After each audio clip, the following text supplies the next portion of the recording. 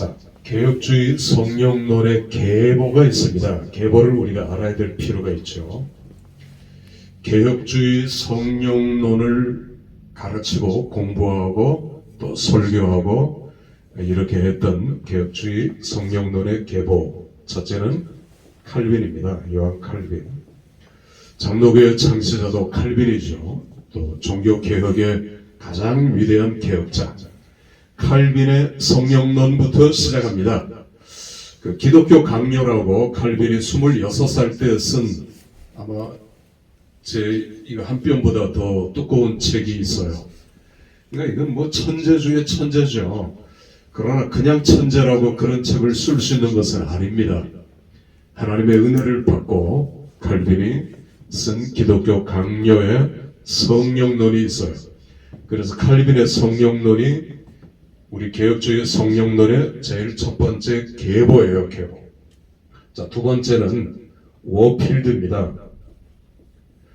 워필드 혹은 왓필드 이렇게도 발음이 영국 사람이니까 화이트필드 이렇게도 얘기를 해요. 자, 워필드 영국의 위대한 설교자하고 신학자죠.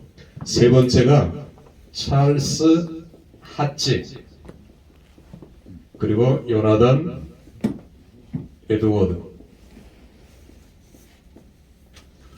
그 설교학을 지금 공부하는 분이 있나요? 설교학까지 들어간 학생 아직 없나요? 있습니까? 설교학에서 제가 요나단 에드워드를 잘못 소개했는데 좀 정정하겠습니다. 자, 찰스 하치나 요나단 에드워드는 우리가 구 프린스턴이라고 얘기해요. 구 프린스턴.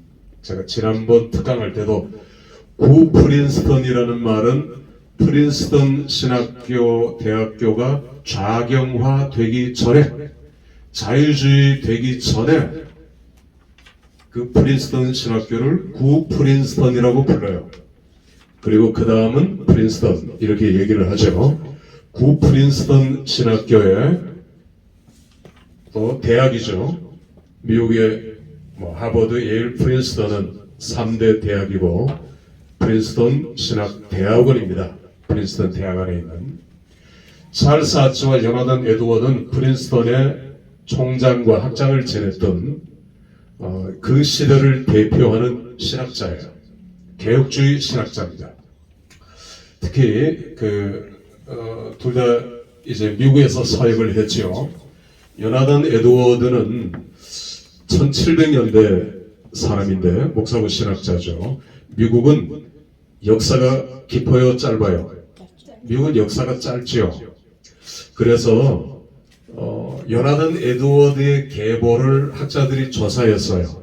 그리고 같은 동네에 사는 맥스라는 술 주정뱅이가 있는데 그 사람의 계보도 조사했어요. 맥스라는 사람이 자손을 지금까지 한 1000명 이상을 낳았고 요나단 에드워드는 그보다 좀 적게 낳았는데 요나단 에드워드의 후손들은 모두가 상하원 의원, 대학 총장, 의사, 교수 물론 우리가 직업 가지고 평가하는 건 아니지만 사회에 필요로 하는 그런 후손들이 대부분 나왔습니다. 그런데 맥스라는 사람은 후손들이 술 주정뱅이, 장녀, 살인자, 사기꾼 그런 자손들만 줄줄이 나왔어요. 역사가 짧은 미국은 여러분들이 7월 4일 미국의 독립기념일입니다. 7월 4일 그 전에 이렇게 보면은 요나단 에드워드에 대해서 꼭 얘기하는 신문들, 기사들이 나와요. 미국의 가장 대표적인 인물, 미국의 가장 대표적인 가문, 역사가 짧은 미국에서는 요나단 에드워드를 굉장히 중요한 인물로 부각시켜요. 그래서 우리도 요나단 에드워드 같이 경건한 자녀들을 낳자, 경건한 삶을 살자. 요나단 에드워드입니다. 그 이름을 우리는 기억해야 되겠죠. 요나단 에드워드가 설교할 때 마치 지옥 설교를 하면 사람들이 지옥에 있는 것 같이 벌벌벌벌 떨었어요. 천국 설교를 하면 마치 천국에 있는 것 같이 얼굴 표정이 너무너무 온화하고 너무 기쁨이 넘쳐나는 요나단 에드워드의 설교는 그렇게 강력했습니다. 죄를 지은 사람들은 발발발 떨면서 뒹굴었고요. 뒹굴었어요. 소리를 지르고 회개하는 역사들이 일어났고요. 이게 요나단 에드워드의 대부흥 운동이에요. 자, 조금만 얘기하고요. 그 다음에 여기 두 개로 묶었지만 개혁주의 성령론의 마지막 계보는 싱클레어 퍼거슨입니다. 우리 신학교의 그 강의 자료에 보면은 싱클레어 퍼거슨의 성령론을 제가 요약해 놨어요. 참고하시면 좋겠고, 싱클레어 퍼거슨은 필라델피아에 있는 웨스트민스터 신학교의 교수로, 또 리폼드 신학교, 미국에서 가장 유명한 신학교들이죠. 리폼드 신학교의 교수로. 그래서 현재 살아있습니다. 이 사람은 1948년생인데 싱클레어 퍼거슨까지 개혁주의 성령론을 얘기하는 계보예요. 그러면 개혁주의 성령론을 얘기할 때 이 사람들이 강조하는 공통된 것이 뭐냐면, 여러분 이거 굉장히 중요합니다. 회심, 회개, 대각성운동. 회심하는, 예수를 안 믿었던 사람들은 회심하고 믿었던 사람들은 회개하는 역사들이 일어나고요. 그리고 대각성운동, 내 죄를 깨닫고 회개하며 뒤집어지는, 뭐 따글따글따글 뒹굴고요. 이런 역사들이, 또 은사들이 일어났던, 이것이 개혁주의 성령론의 제일 중요한 주제라고도 할 수 있어요. 제가 예전에 그 부흥회를 인도할 때는 첫날, 첫 시간, 제일 중요한 시간이거든요. 그 첫날, 첫 시간에 회개와 회심에 대한 메시지를 던졌어요. 대각성. 그리고 둘째 날은 성령에 대해서, 성령. 셋째 날은 은사. 넷째 날은 봉사, 헌신. 그렇게 마무리를 지었어요.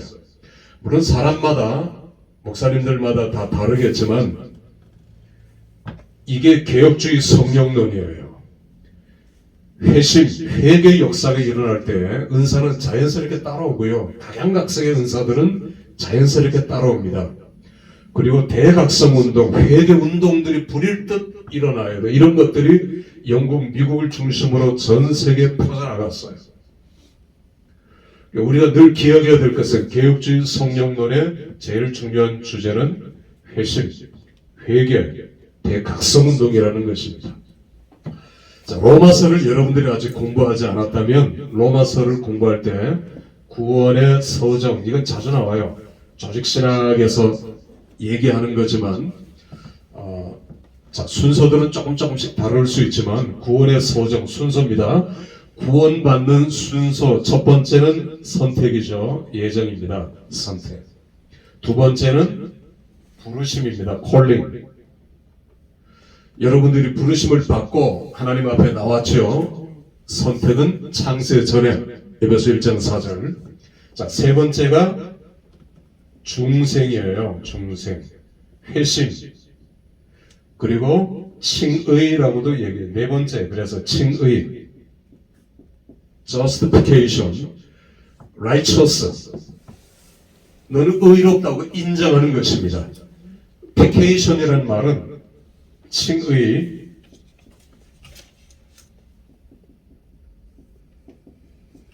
우리말로는 무슨 화. 그래서 칭의화 이렇게 얘기해야 되는 거죠. 왜냐하면 칭의는 내가 하는 게 아니기 때문에 하나님께서 우리를 의롭다고 인정해 주시는 거예요. 하나님 아니에요. 나 죄인이에요. 난 죽어마땅한 죄인이에요. 100번 1000번 죽어마땅한 죄인 괴수예요. 하나님 뭘 하십니까? 아니야. 넌 오늘부터 의인이야. 창세기 15장 6절 아브라함이 여호와를 믿으니, 그를 믿으니 그가 여호와께서 아브라함을 의로 여기시고, 칭의예요. 칭의. 의롭다함을 인정했어요.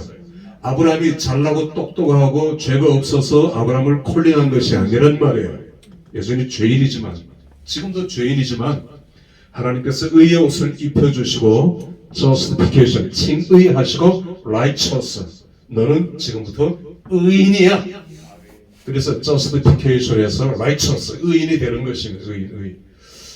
우리가 외국 목사들, 미국 목사님들 설교를 많이 이렇게 들으면 righteous라는 단어를 자주 들을 수 있어요. 의인입니다, 우리는. 아멘입니까? 의인이에요. 정확하게 얘기하면은 죄 사함 받은 의인이죠. 그죠? 그러나 하나님께서 우리를 칭의하신 거예요. 의롭다고 칭하신 거예요. 의롭다고 칭하신 것입니다. 다섯 번째는 양자죠. 우리를 양자 삼으셨죠. 로마서 8장 하나님의 자녀 삼으셨습니다.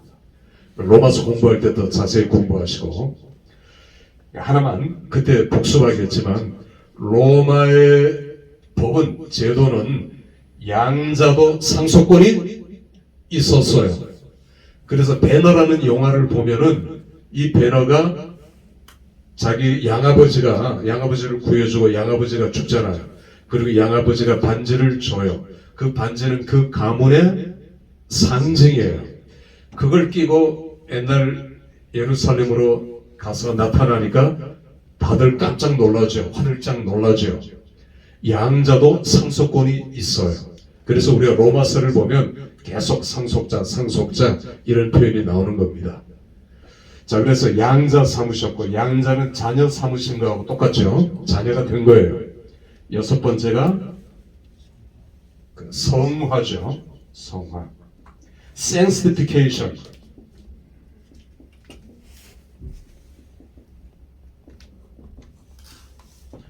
성화, 거룩하게 되어져가는 과정입니다. 성화는 성경의 대표적인 인물이 야곱이 있죠. 야곱.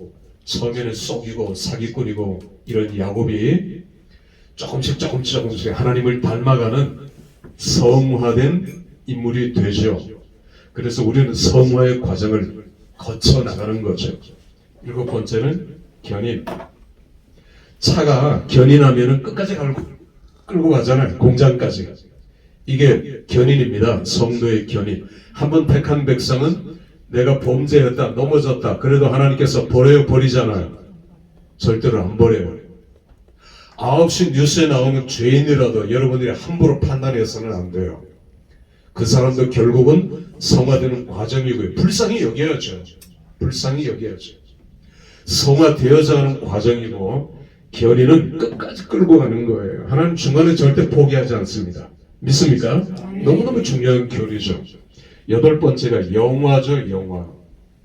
글로리피케이션.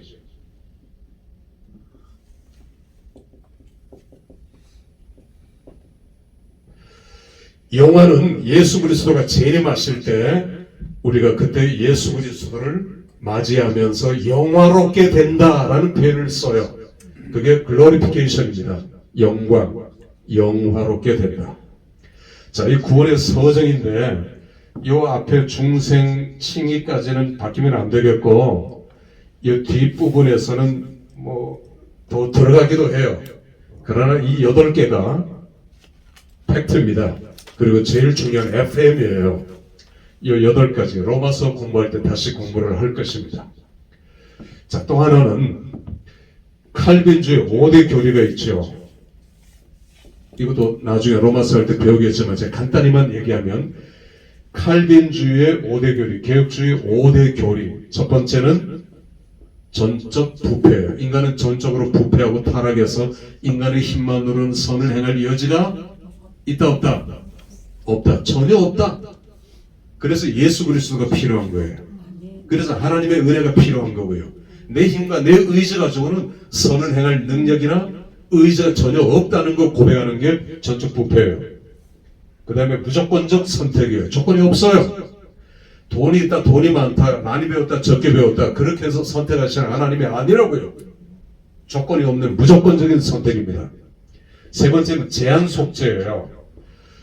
보편 속죄가 아닙니다. 다시 말하면 예수님께서, 자, 이거 잘 들어야 되는데, 예수님께서 십자가에 매달려 죽으신 것은, 잘 들어요, 모든 백성들을 위함이기도 하지만 자기 백성입니다. 자기 백성.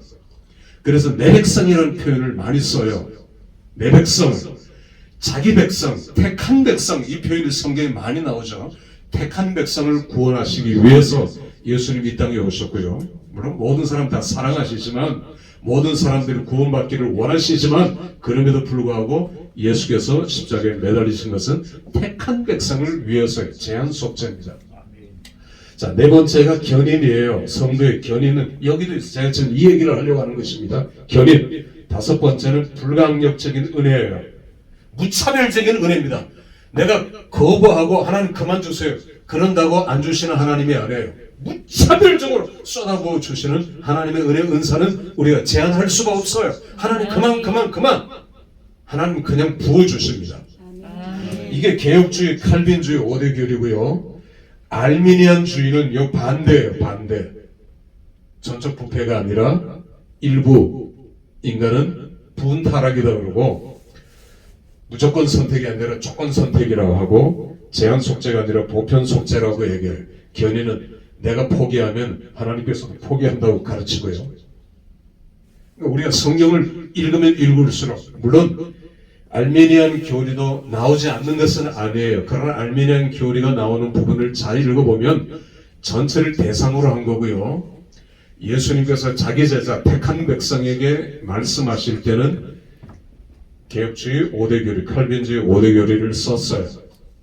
제가 이 얘기를 왜 복잡하고 다단한 얘기를 하느냐 하면, 자, 여러분, 이 중에서 5대 교리 구원의 서정 8가지 중에서 성령이 가장 역사하는 부분은 어딜까요? 여러분 생각에 이 8가지하고 5대 교리 중에서 성령이 가장 역사하는 그런 부분이 어느 것일까요? 그냥 틀려도 괜찮으니까 얘기해 보시죠. 불가항력적 은혜. 예? 불가항력적 은혜. 불가항력적인 은혜. 또 얘기하셔요. 무조건적인 자, 이 중에서 성과 하나님이 더 강하게 역사하시는 것도 있죠. 선택이라는 거, 그죠? 부르심도 그러죠. 자, 쭉 있는데 제일 중요한 것부터 얘기하죠. 견인입니다. 견인. 여기도 견인이 있죠. 견인이. 나 포기하고 싶어요. 그만두고 싶어요. 신학교도 힘들죠. 힘들 때는 하루에 몇 번씩, 목사들도 그렇습니다. 목회를 포기하고 싶을 때가 참 많이 있어요. 너무너무 지치고 힘들거든요. 영적 침체라는 것도 있고요. 온갖 시험들이 다 있잖아요. 하나님 포기하십니까? 포기하잖아요. 견인 교리를 믿는다면 나는 끝까지 이 길을 갈 수 있어요. 신앙 포기하고 내가 잠깐 떠나고 범죄했더라도 견인 교리를 믿는다면, 그래, 성령께서 나를 끝까지 붙들고 안 놓지. 제가 종종 이 표현을 쓰거든요. 이게 하나님의 손이에요. 근데 이 손은 우리 인간의 손이에요. 하나님께서 나를 한번 꽉 붙드시면 놔요, 안 놔요? 안 놓죠. 그런데 나는 어때요? 자주 놔요. 시험 들어서 놓고, 뭐가 어째서 놓고, 시련이 와서 놓고, 뭐가 삐져서 놓고, 자꾸 나는 놔버려요. 그런데 잘 보세요. 이 그림을. 하나님은 놔요, 안 놔요? 안 놓습니다. 이 그림을 기억하세요. 그리고 우리 신학교는 실전에 좀 강합니다. 여러분들이 강의 중에도 나중에 설교하시거나 가르칠 때 많이 이제 인용하시고 사용을 하시면 더 큰 은혜와 성령 충만함이 나타날 줄 믿습니다. 그래서 견인이 제일 중요한 성령의 사역이에요. 성령께서 우리를 꽉 붙들고 안 놔줘요. 안 놔줘요. 자, 물론 그 다음에 그 성화도 있고, 아까 얘기한 뭐 무조건 정서 여러 가지가 있지만 중생도 있고, 중생의 회심이 있으니까, 회심 안 한 중생은 가짜 중생입니다. 거듭남. 가짜 거듭남이에요. 여러 가지가 있지만 제일 중요한 건 견인이라는 겁니다. 자, 그래서 성령을 얘기할 때 제일 중요한 단어는 파라클레이토스.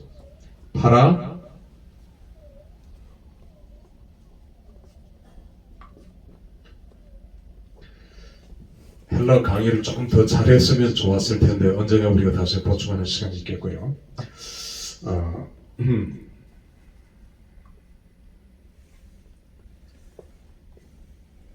제가 지금 요 알레를 써야 되는데, 파라클레토스. 이 파라라는 말은 전치사예요. 뭐뭐의 곁에. 파라클레토스라는 말은 불러주신 자, 붙들어 주시는 자. 그래서 파라클레토스는 번역하면 내 곁에 서서 나를 붙드시는 자. 이게 파라클레토스인데 요한복음에 뭐라고 번역을 했냐? 우리말 성경에 보혜사. 보혜사. 보혜사, 보호해 주시고 은혜 주시는 분. 파라클레토스예요. 다 같이 파라클레토스.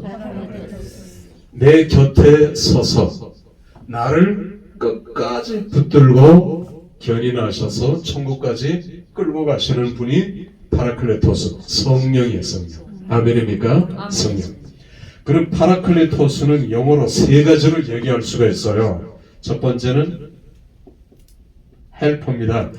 우리가 로마서 8장 26절에 보면은 성령은 우리를 뭐하는 자? 돕는 자라고 했죠. 돕는 자. 성령은 돕는 자예요.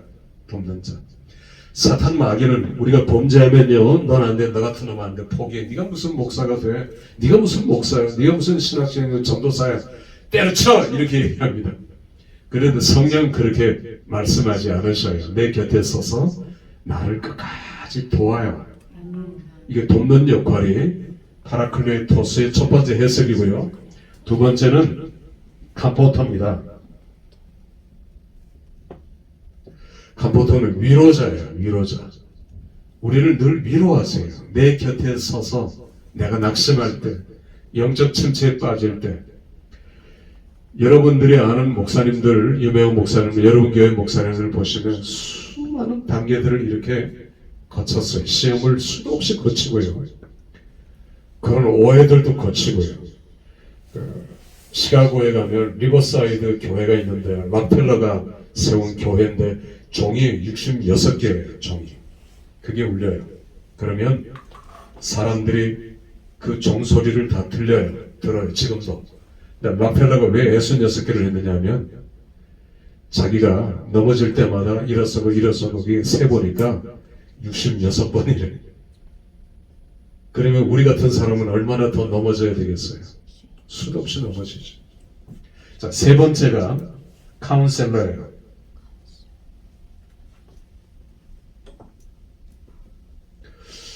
카운셀러는 아시죠? 상담하십니다. 우리를 상담하시고 내가 잘 모를 때 깨우쳐 주시고 알게 하시고 지혜를 주시는 선생님. 그런 분이 성령이 있어요. 그러니까 이 세 가지를 우리는 늘 기억해야 되겠죠. 돕는 자, 위로자, 상담자. 자, 다음 시간에 이어서 하도록 하겠습니다. 5분 쉬고 하겠습니다.